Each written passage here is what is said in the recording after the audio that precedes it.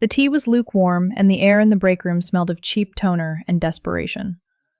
I was standing there, 4 months pregnant and exhausted from a 10-hour day at my firm, when Derek's receptionist, Brenda, leaned in.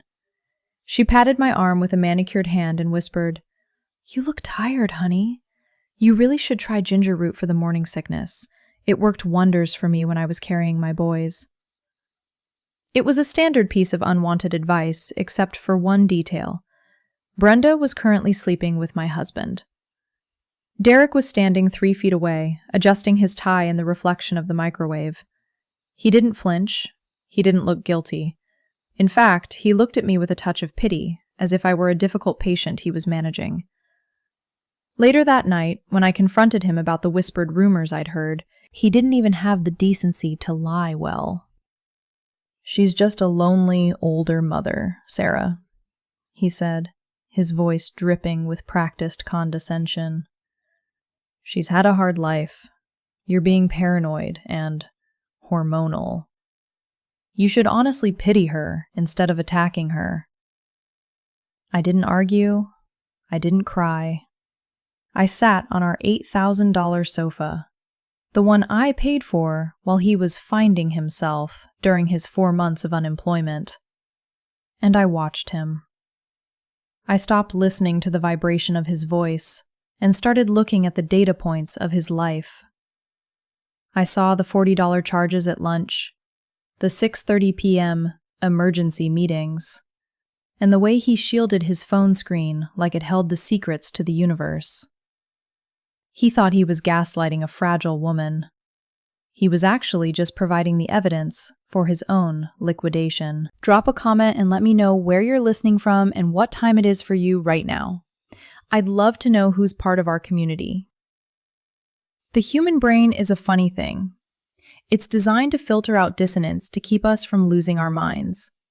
For months, I had been filtering Derek through the lens of the husband, a man who was inherently loyal, if a bit lazy. But that night, as he sat there telling me to pity the woman he was touching behind my back, the lens shattered. I didn't feel a wave of heat or the prickle of tears. Instead, I felt a profound, heavy coldness settle into my marrow. It was a sensory shift.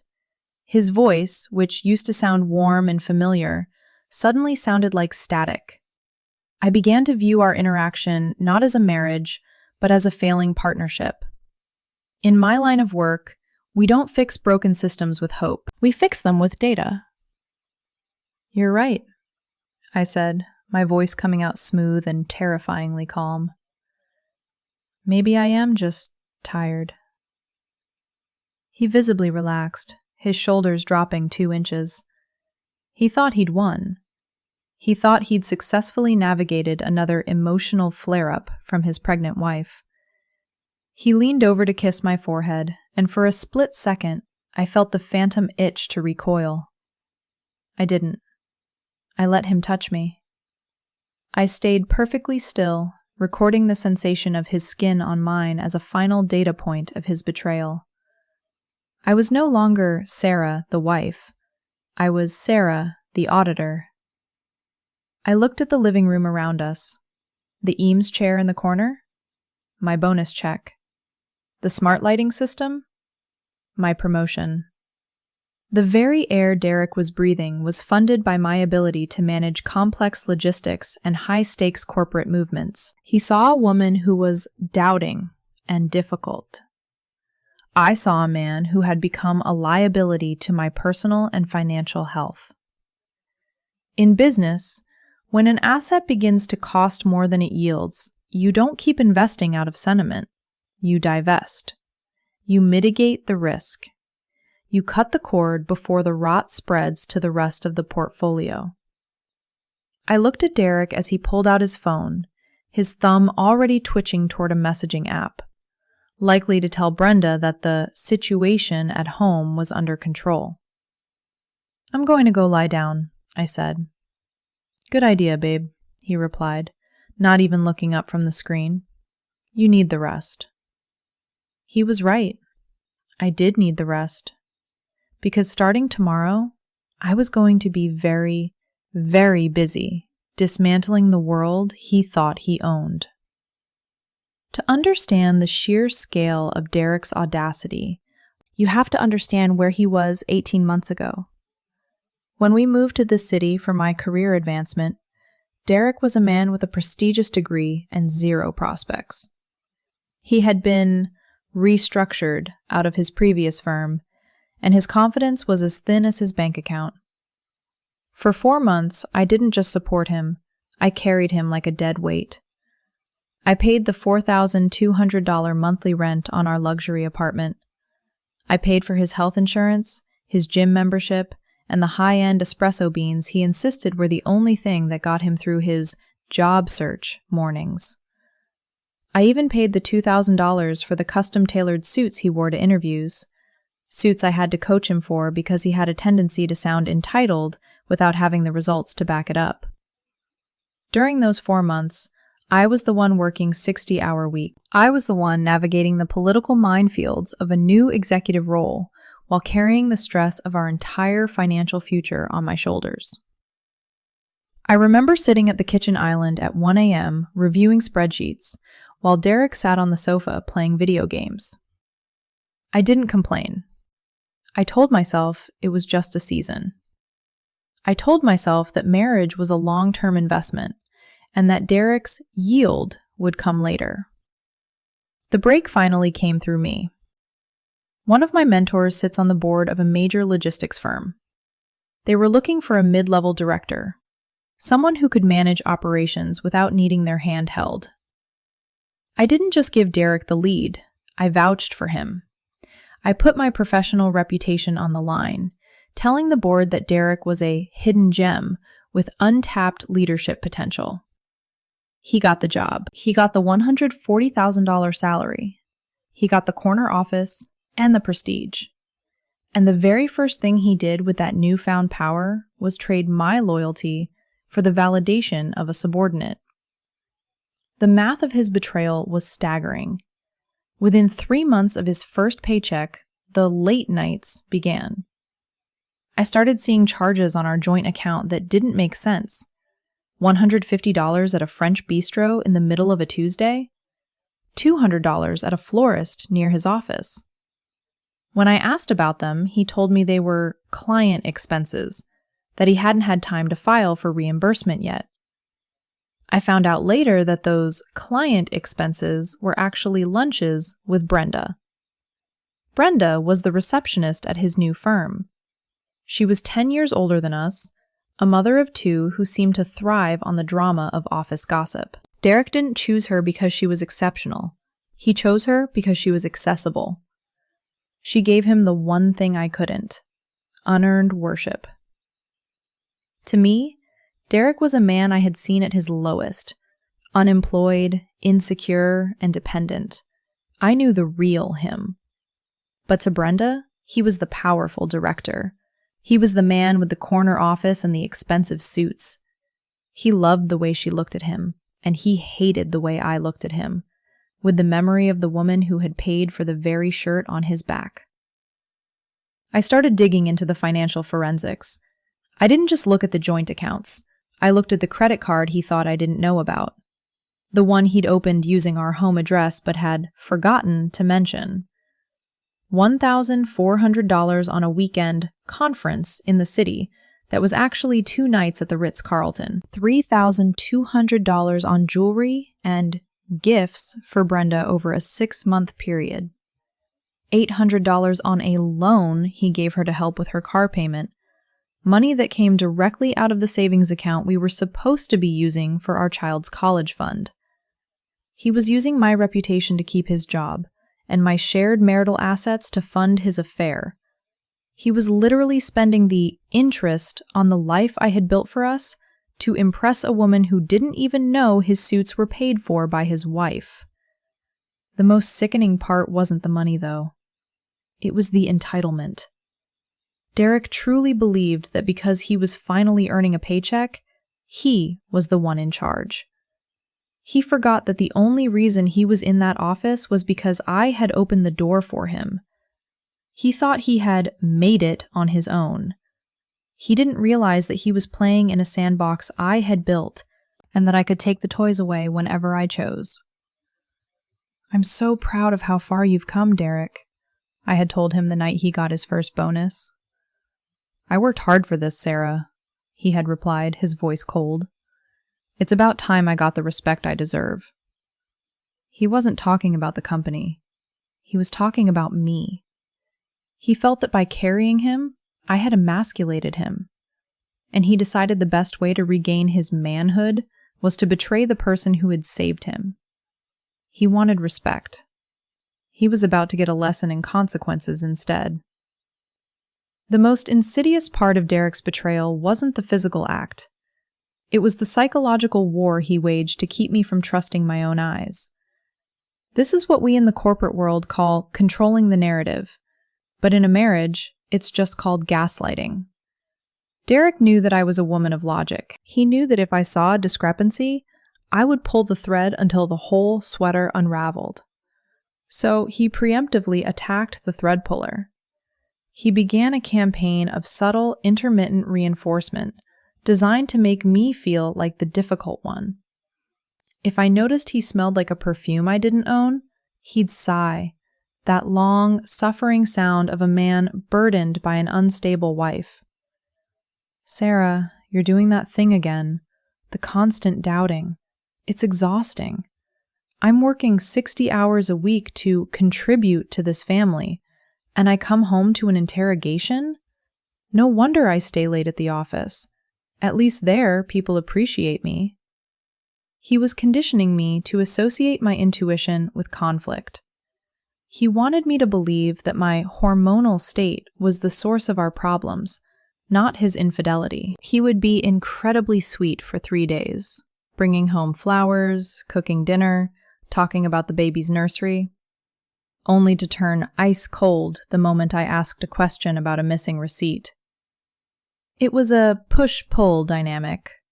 He pushed me away with his secrecy, then pulled me back with just enough affection to keep me from leaving. He made me feel like I was the one driving him away. "I love you, Sarah," he'd say during those moments of tactical affection. "But your insecurity is a self-fulfilling prophecy. If you keep treating me like a liar, eventually I'm going to stop trying to be the man you want." He wanted me to feel responsible for his potential failures.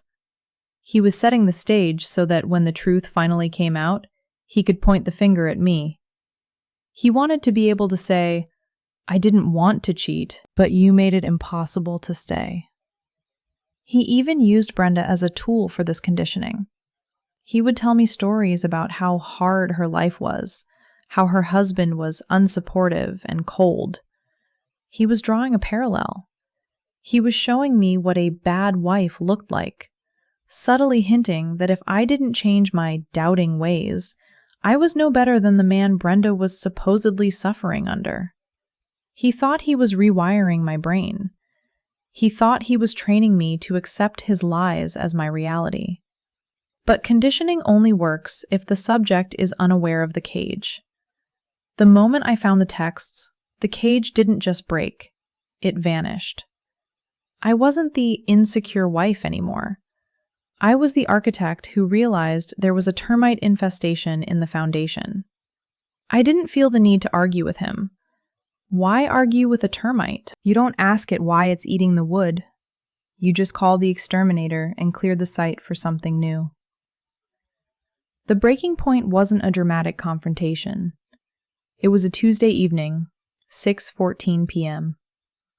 Derek was finishing up a report, and I was sitting in our nursery, the one with the $3,000 hand-painted mural I'd commissioned, sorting through baby clothes. His iPad, which was linked to his work phone, was sitting on the changing table. It lit up.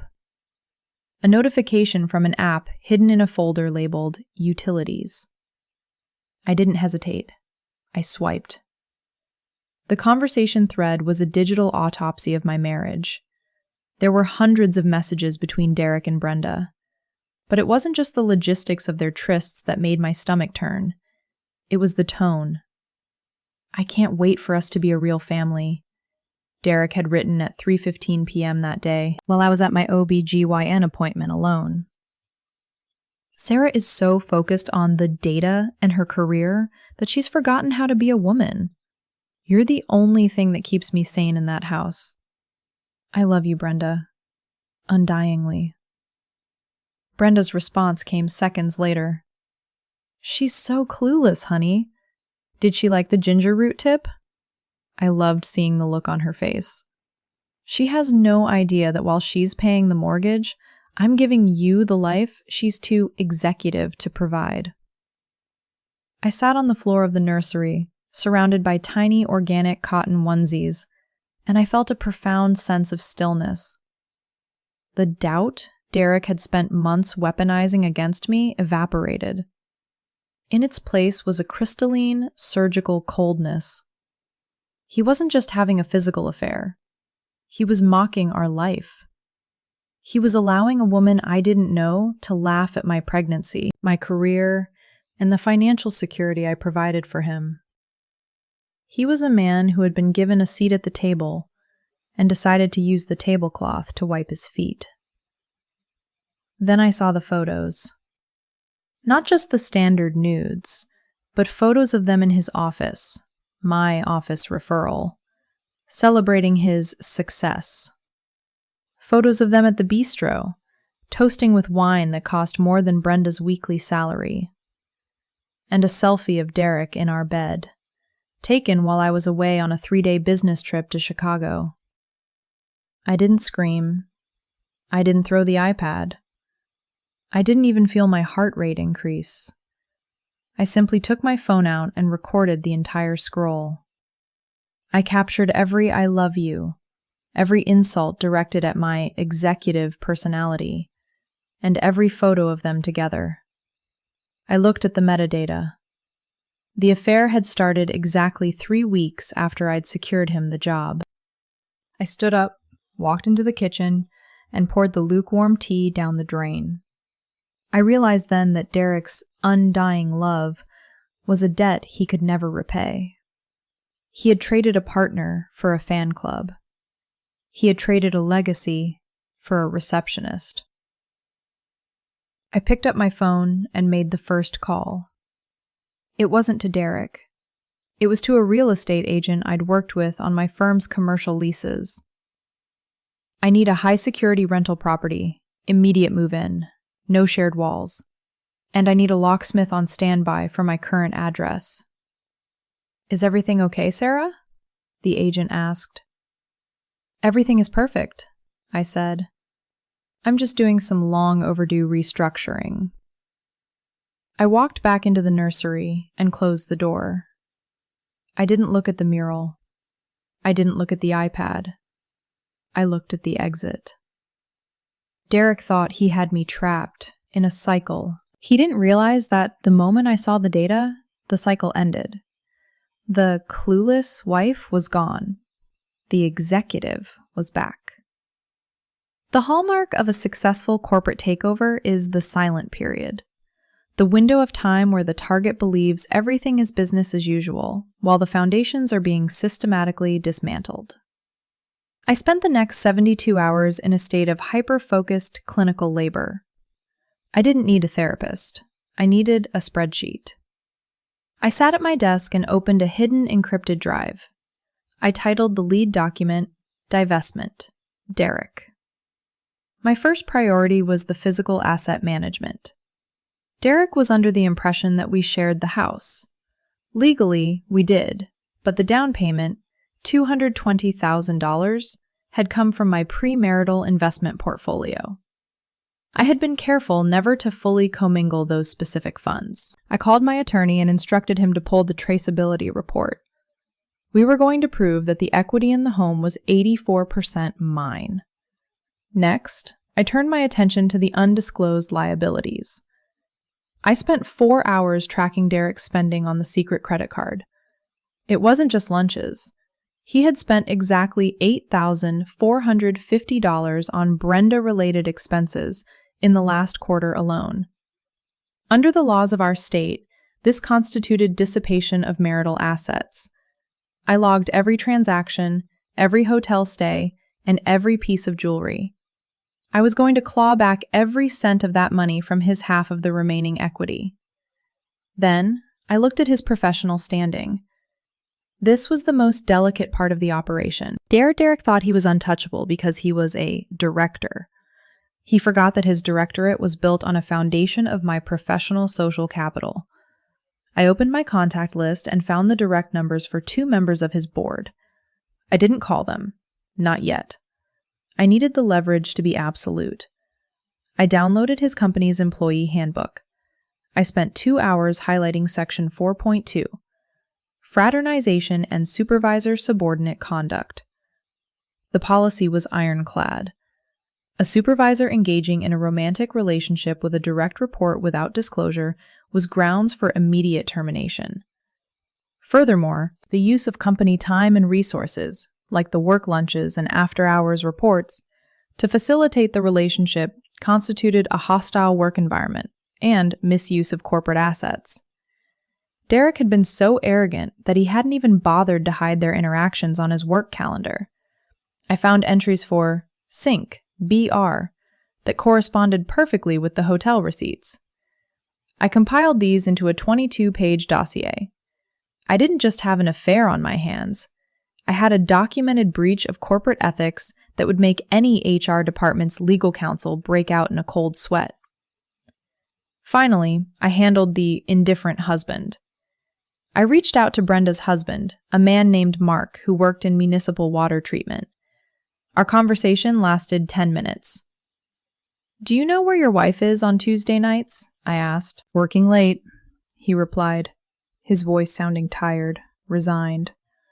"She's been doing a lot of overtime at the firm." "She's not working, Mark. She's with my husband. I have the photos and the receipts.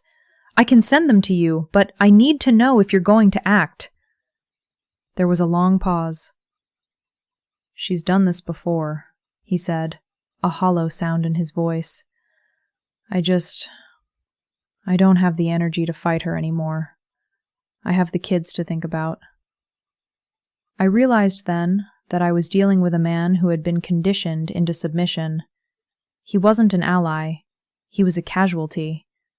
I wouldn't be getting help from him, but that was fine. I don't need a team when I have the data. I secured my private residence, a luxury condo downtown with biometric security. I moved my personal jewelry, my legal documents, and $50,000 in liquid cash into a private vault. I scheduled the movers for Thursday at 10 a.m., exactly when Derek would be in his weekly strategy meeting. By Thursday morning, the plan was locked. Derek thought he was a director at a crossroads, deciding between a executive wife and a supportive mistress. He had no idea the road had already been removed. He was standing on a cliff, and I was about to stop being his safety net. Execution is not about passion. It is about synchronization. In the corporate world, we call it a simultaneous release. You don't give the market time to react. You hit every terminal at the exact same microsecond. Thursday, 10 a.m. The movers arrived at our house. I didn't take the $8,000 sofa. I didn't take the Eames chair. Those were heavy, clunky reminders of a failed investment. I took the nursery mural, or rather, the original sketches and the artist's contact info. I took my designer wardrobe, my professional awards, and the $40,000 in high-end electronics I'd purchased for my home office. By 11:30 a.m., my side of the walk-in closet was a hollowed-out shell. It looked like a crime scene where the only thing stolen was the future. Thursday, 12:15 p.m. I sat in the back of a black car parked 2 blocks from Derek's office. I opened my laptop. This was the moment of peak leverage. I sent 3 emails. Email 1. To Derek. Subject: The exit interview. It contained a single PDF, the divorce filing, and a photo of the empty closet. No text, no explanation. The data spoke for itself. Email 2. To the head of HR and the chief legal officer at Derek's firm. Subject: Formal report. Ethics violation and hostile work environment. I attached the 22-page dossier. I included the hotel receipts billed to the corporate card, the timestamps of Sync BR meetings, and the screenshots of Derek using company equipment to denigrate his wife, the woman who had personally vouched for him to their board. Email 3. To my contact on the board of directors. Subject: Professional update. I kept it clinical. I informed him that I was withdrawing my personal and professional endorsement of Derek immediately due to documented ethical breaches and significant character instability that posed a liability to the firm's reputation. Thursday, 12:45 p.m. I watched the lobby of the building. Derek and Brenda walked out together. They were laughing. Derek was wearing the $2,000 custom suit I'd paid for. Brenda was wearing a necklace he'd bought with our joint savings. They were heading to their friendship lunch, the one where Brenda would likely give him more pregnancy tips for the wife they both thought was a fool. I felt a cold, sharp satisfaction. Not because I was hurting them, but because the math was finally balancing. Thursday, 1:15 p.m. I received a notification on my phone. The divorce papers had been electronically served to Derek's work email. At the same moment, the HR director's assistant replied to my email, requesting an immediate phone bridge. "Sarah," the HR director said, her voice sounding tight, "we've received your report. This is extensive. We were unaware of the extent of director, last name, activities. The misappropriation of the corporate account alone is a Tier 1 violation." "I understand," I said. As the person who referred him, I felt it was my professional duty to ensure the firm's ethics remained uncompromised. "I trust you'll handle this with the necessary restructuring." "We are calling him back from lunch now," she said. "Both of them." I hung up. I looked out the window as the car pulled away. Derek and Brenda were just turning the corner back toward the office. I saw Derek pull his phone from his pocket. He stopped. He stared at the screen. I could see the exact moment the exit interview email hit his inbox. He didn't look like a director anymore. He looked like a man who had just realized the floor beneath him was made of glass, and someone had just dropped a sledgehammer. I checked my banking app. I had already moved the remaining $120,000 from our joint lifestyle account into my private trust, leaving exactly $1,000, enough to cover the overdraft fees he was about to incur. He had spent months telling me I was paranoid and hormonal. He had spent months trying to shift the narrative to make me the source of his betrayal. But narratives are subjective. Hard drives and bank statements are not. I didn't need to stay and watch the explosion. In my world, you don't stick around to see the building fall. You just make sure your name isn't on the deed when it does. As the car reached the freeway, I felt the baby kick. A small, rhythmic reminder of the only investment that actually mattered. I reached into my bag and pulled out a small piece of ginger root, not because Brenda suggested it, but because I'm a woman who knows how to take care of her own assets. The clueless wife had officially closed the file. The executive was moving on to a much more profitable quarter. The transition from a state of total impunity to total liability happens in a heartbeat. For Derek, it happened between the first and second course of his friendship lunch. I sat in my new condo, the high-rise windows offering a panoramic view of the city he no longer had a future in. My phone began to vibrate. It wasn't just a call, it was a digital seizure. 2:14 p.m. 16 missed calls from Derek. 2:16 p.m. A string of texts that shifted from confusion to frantic bargaining. "Sarah, where are you? Why is the house empty? What is this email? This isn't funny. You're overreacting because of the hormones. Call me now." Then the tone shifted. The executive facade he'd been wearing for 8 months cracked wide open. I'm in the lobby. Security won't let me up to my office. They have Brenda in a separate room. Sarah, what did you tell them? You're ruining my career over a misunderstanding. I was just helping her. I didn't respond. I watched the Family Circle app. His icon was stationary at his office building for 45 minutes. Then, I saw it move. It didn't go back to the house. He likely realized the locks had been changed when he tried to call the house manager and found his number blocked. Instead, the icon drifted toward a dive bar 3 blocks away. Panic is a loud, messy emotion. It makes people sloppy. By 4 p.m., my attorney forwarded me an email Derek had sent from his personal Gmail. His work account had already been deactivated. It was a 1,000-word manifesto. He blamed me for his lapse in judgment, claiming that my constant pressure to succeed and my emotional distance had created a vacuum that Brenda just happened to fill. He actually had the audacity to suggest that we pause the divorce until he could find a new job, because it's not fair to leave a man when he's down. He was still trying to use the same logic he'd used for months. He thought he could negotiate with the person who had already liquidated his assets. The most revealing part of the panic, however, was the voicemail he left for Brenda, which I heard later because, in her own moment of terror, she sent it to me, hoping I'd have mercy on her if she turned on him. Brenda, you have to tell them it was your idea. Derek's voice was slurred, frantic. Tell them I was just trying to be a mentor. If I lose this job, I have nothing. Sarah has everything. She's taken the money, the house. I'm going to be on the street. You have to save me. He wasn't worried about Brenda. He wasn't worried about their undying love. He was worried about the creature comforts I provided. The panic wasn't about losing a partner. It was about losing a lifestyle.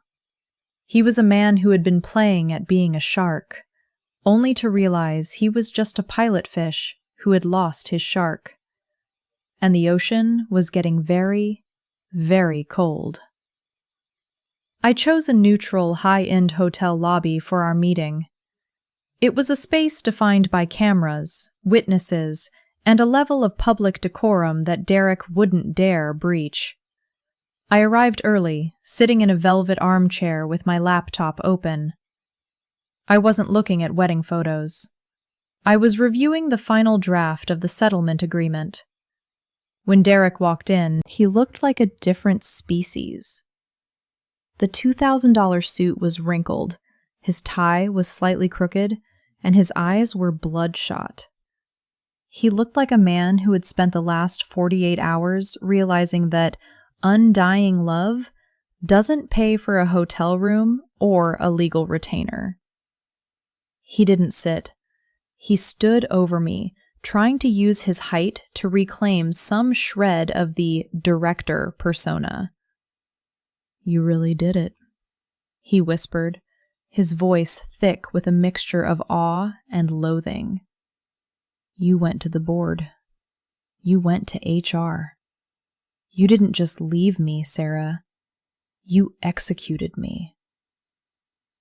I filed a report based on your own documented actions, Derek, I said, not looking up from the screen. In the corporate world, we call that a consequence. You should be familiar with the term. He let out a sharp, jagged laugh.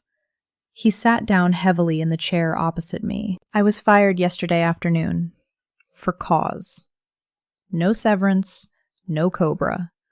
They're even talking about clawing back my last bonus because of the misappropriation of the corporate card for those lunches. Brenda's gone too. Her husband kicked her out and the firm let her go for gross misconduct. I know, I said. I read the industry memo. He leaned forward, his face inches from mine. This was the moment I expected, the dusty kiss attempt. He reached out, his hand hovering near my face, his expression shifting into a grotesque mask of simulated regret. "Sarah, look at me," he pleaded. "I know I messed up. I know I was stupid. But can you honestly say you didn't drive me to it? The constant doubting, the way you looked at me like I was a project instead of a husband. If you had just trusted me, I wouldn't have needed her validation. We're having a baby, Sarah. Don't let your pride ruin our child's future." I closed my laptop. The sound was like a gunshot in the quiet lobby. "My pride isn't the variable here, Derek. Your incompetence is. You had a director-level role at a top-tier firm because I put my name on the line for you. You had a luxury home because I worked 60-hour weeks while you were finding yourself. And you had a wife who was willing to carry you until you decided to use that support to fund a fantasy with a receptionist." "It was just a mistake," he shouted, several people in the lobby turning to look. "A mistake is a typo," I said, my voice dropping to a surgical coldness.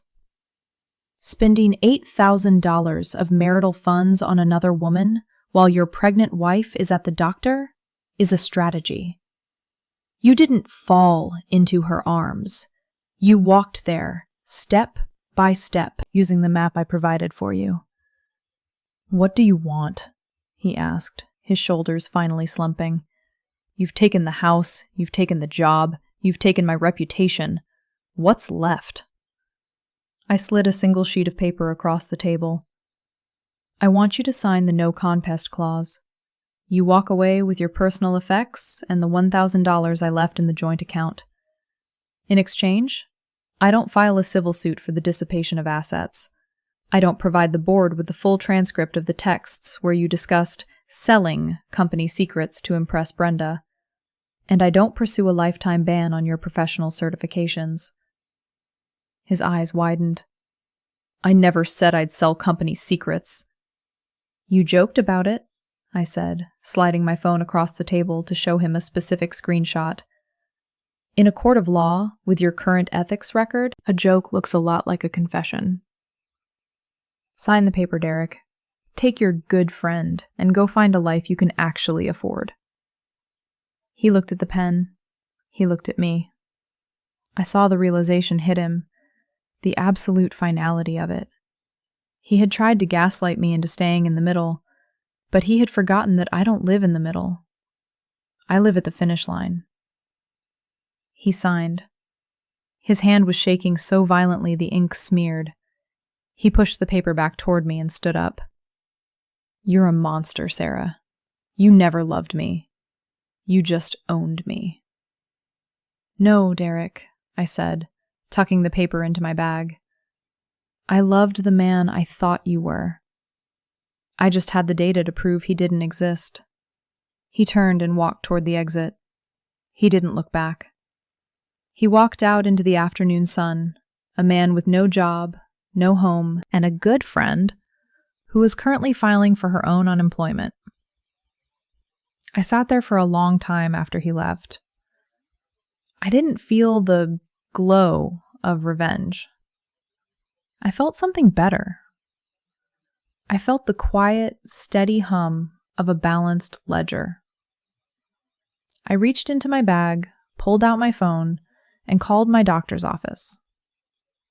"Hi, this is Sarah. I'd like to confirm my appointment for the 20-week scan. And please update my emergency contact. It's just me now." 8 months later, the restructuring of my life is complete. Derek is currently living in a shared rental house with 3 college students. He's working as an entry-level logistics coordinator for a trucking company on the outskirts of the city, a job he had to take because no firm with a board of directors would touch him after his ethics-related departure. His $140,000 salary has been replaced by a modest $52,000, and his custom suits have been replaced by off-the-rack polyester. Brenda is no longer his good friend. The undying love survived exactly 3 weeks of unemployment and the reality of a shared studio apartment. When the money dried up and the prestige vanished, so did the validation. She moved back in with her mother in another state, and Derek is currently being sued by her former husband for the return of several gifts purchased with marital funds. I kept the house. I kept the car. And more importantly, I kept the high-velocity career that Derek claimed was driving him away. My daughter Maya was born 6 weeks ago. She has my eyes and, hopefully, my ability to read a balance sheet. The nursery with the hand-painted mural is her favorite room in the house. When I look at her, I don't feel the hormonal instability Derek tried to use as a cage. I feel a level of clarity that only comes when you've successfully removed a systemic failure from your life. Derek has seen her twice. Both times, he arrived at the Neutral Visitation Center in a ride share, smelling of stale cigarettes and regret. He tried to apologize, a dusty attempt at gaining access to my life again. He talked about how much he's grown, and how he realizes now that I was the stable one. I didn't argue. I didn't tell him he was too late. I simply checked my watch, told him he had 20 minutes left of his allotted time, and went back to my laptop. I am no longer the woman who carries a man while he finds himself. I am the woman who builds legacies. My professional reputation has never been higher. The board actually thanked me for the transparency of my report, noting that it saved the firm from a potential multi-million-dollar liability suit further down the line. I didn't just survive the affair. I didn't just move on. I audited my existence, identified the deficit, and performed a total market correction. The data was clear. I was better off alone. And for the first time in 8 years, the reality matches the report. There is a fundamental law in physics and in business. You cannot build a skyscraper on a foundation of sand. For 8 years, I thought I was building a home. In reality, I was just pouring concrete into a sinkhole named Derek.